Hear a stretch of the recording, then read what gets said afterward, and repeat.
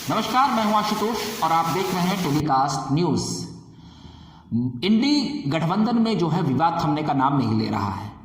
और अब मैं आपको एक बड़ी बात बता दूं कि कांग्रेस पार्टी ने यह फैसला कर लिया है कि नीतीश कुमार को संयोजक नहीं बनाया जाएगा। जी हां, मैं आपको अंदर खाने की सूचना बता रहा हूं कि नीतीश कुमार अब इंडिया अलायंस में संयोजक पद के उम्मीदवार नहीं होंगे, उन्हें संयोजक नहीं बनाया जाएगा।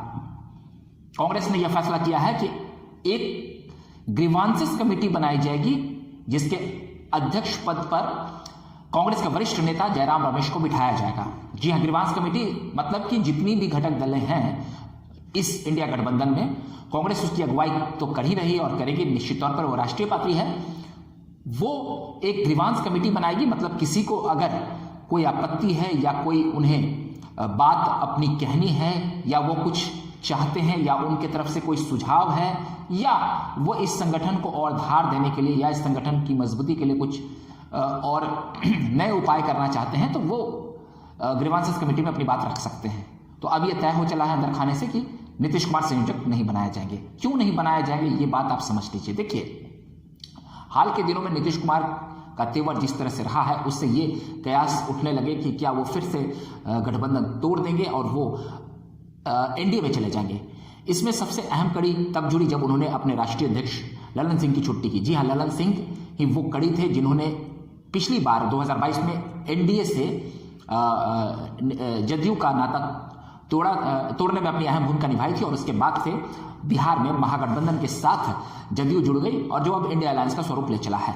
तो सबसे पहले बात आप समझ लीजिए कि कांग्रेस को इस बात का डर है कि कहीं वो संयोजक अगर नीतीश कुमार को बनाते और वो वापस छोड़कर अगर किसी कारण से चाहे सीट शेयरिंग पे कोई पेच फंसे या बिहार की राजनीति में कोई उथल पुथल हो, तो वो अगर दोबारा एनडीए में चले जाएंगे तो खूब फजीयत होगी कांग्रेस की। आगामी लोकसभा चुनाव में उनकी किरकिरी हो जाएगी, क्योंकि नीतीश कुमार को लेकर कांग्रेस जो है उन पर काफी भरोसा नहीं कर रही है। कांग्रेस जो है नीतीश कुमार पर भरोसा नहीं कर रही है और अब तो जदयू पार्टी की तरफ से भी यह आधिकारिक बयान दे दिया गया है कि हमारा गठबंधन राजद के साथ है। बिहार में हम राजद के साथ अलायंस में आगामी लोकसभा चुनाव लड़ेंगे। अब राजद तय कर ले कि कांग्रेस और वाम दलों के साथ उन्हें क्या करना है। ये सीट शेयरिंग के फॉर्मूले पर लेकर जब बात चल रही थी तो उस पर जदयू का यह बयान है। मतलब जदयू का साफ कहना है कि वो उसका गठबंधन राजद के साथ है और राजद का गठबंधन कांग्रेस और वाम दलों के साथ है।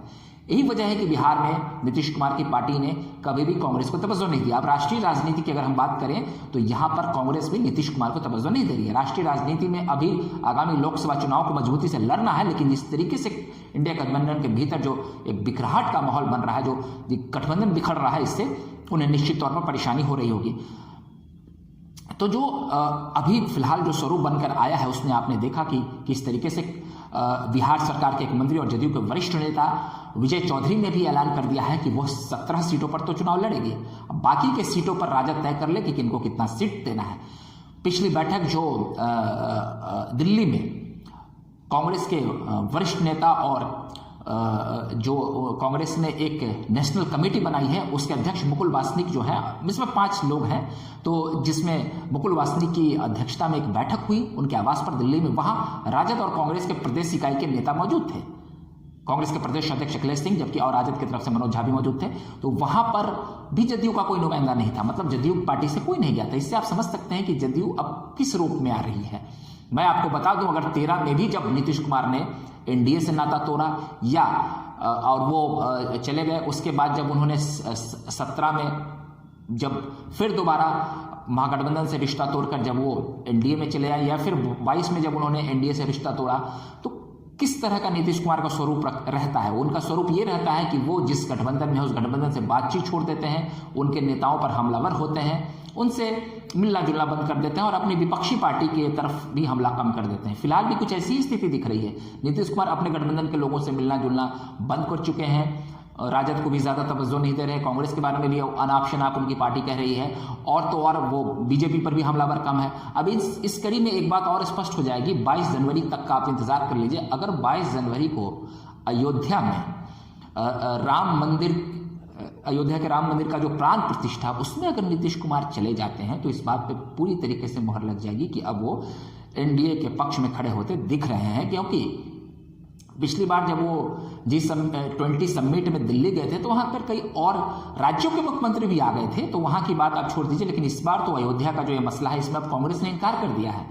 आज कांग्रेस पार्टी ने यह इनकार कर दिया है कि वो अयोध्या नहीं जाएगी। कांग्रेस जितनी भी विपक्षी दलों के राष्ट्रीय अध्यक्ष को और जिनके पार्टी के अध्यक्ष को जो न्योता भेजा गया उसमें कांग्रेस तो प्रमुख पार्टी है देश की राष्ट्रीय राजनीति में, तो राष्ट्रीय राजनीति में कांग्रेस ने देश भर में लंबे समय तक शासन किया, उसे कौन भूल सकती है। तो कांग्रेस के राष्ट्रीय अध्यक्ष मल्लिकार्जुन खड़गे और वरिष्ठ नेता और सांसद अधीर रंजन चौधरी ने बाकायदा एक आधिकारिक बयान दिया है कि वो अयोध्या के राम मंदिर का जो ये प्राण प्रतिष्ठा का कार्यक्रम है उसमें नहीं जाएगी। उन्होंने कहा है कि ये देश का कार्यक्रम नहीं है, ये जनहित से जुड़ा हुआ कार्यक्रम नहीं है, ये आरएसएस का निजी कार्यक्रम है और हम इस कार्यक्रम का बहिष्कार करते हैं निश्चित तौर पर। अब ऐसे में अगर नीतीश कुमार वहां चले जाते हैं तो आप समझ सकते हैं क्या हो सकता है। और प्रदेश में जिस तरीके से नीतीश कुमार की पार्टी के जो अन्य वरीय नेता हैं वो भी कांग्रेस पर काफी हमलावर हो रहे हैं, काफी तनातनी की स्थिति है। अब राजद को ऐसा लग रहा है कि अगर वो अभी फिलहाल सीट शेयरिंग में अगर कोई पेच फंसाती है तो उसे भी मुश्किलात का सामना करना पड़ेगा। उन्हें इस बात का डर है कि कहीं नीतीश कुमार वो और मतलब गुस्सा न जाए और नीतीश कुमार को एक मौका न मिल जाए कि वो गठबंधन तोड़कर बाहर चले जाएं। तो इस तरह की जो स्थिति बिहार में फिलहाल बन गई है उसमें ऐसा लग रहा है कि राजद भी अब बैकफुट पर आ गई है। राजद को ये समझ नहीं आ रहा है कि किस तरीके से वो सीट शेयरिंग के फॉर्मूले को देखें। उन्हें भी इस बात का डर है कि कहीं उनकी सीटें इस बार भी और कम ना हो जाए, क्योंकि उन्हें इस बात का भरोसा है कि इस बार अगर नीतीश कुमार उनके अलायंस में रहेंगे तो ये भरोसा है उन्हें कि बीजेपी को हराने में उन्हें थोड़ी सहूलियत होगी प्रदेश के भीतर, क्योंकि पिछली बार 39 सीटें एनडीए ने जीत ली थी और राजद का तो खाता भी नहीं खुला था। तो राजद सोच रही कि कम से कम इस बार ज़्यादा से ज़्यादा उसके सांसद जीते, कम से कम वो सदन में पहुंचे ताकि वो उन्हें राजनीति करने में भी थोड़ी सहूलियत हो। तो ऐसे में नीतीश कुमार ने कि पार्टी ने तो 17 सीटों का ऐलान कर दिया। अब ये 17 सीटों का ऐलान किस लिए किया जा रहा है? क्या एक प्रेशर पॉलिटिक्स है या नीतीश कुमार की पार्टी अब कुछ और चाहिए? पिछले 3-4 दिनों से जदयू के एक वरिष्ठ नेता जो कि नीतीश कुमार के काफी करीबी हैं और बिहार सरकार में मंत्री भी हैं, वो लगातार गवर्नर से मिलने जा रहे हैं। तो इसको लेकर के चर्चाओं का बाजार और भी तेज है। बहरहाल हम इस पूरी खबर पर और इस जो घटनाक्रम है बिहार की राजनीति की और जो इंडिया अलायंस के भीतर जो उठापटक का दौर है, जो इस उठापटक के दौर पर हम पूरी नजरें बनाए हुए हैं और हम आपको पल पल का अपडेट हर दिन देते रहते हैं। बहरहाल आपको हमारा ये वीडियो अगर अच्छा लगा हो तो आप हमारे इस वीडियो को प्यार दें और लाइक और सब्सक्राइब करें। हम फिर नए वीडियो के साथ हाजिर रहेंगे, तब तक के लिए आप हमें इजाजत दीजिए। बहुत बहुत धन्यवाद।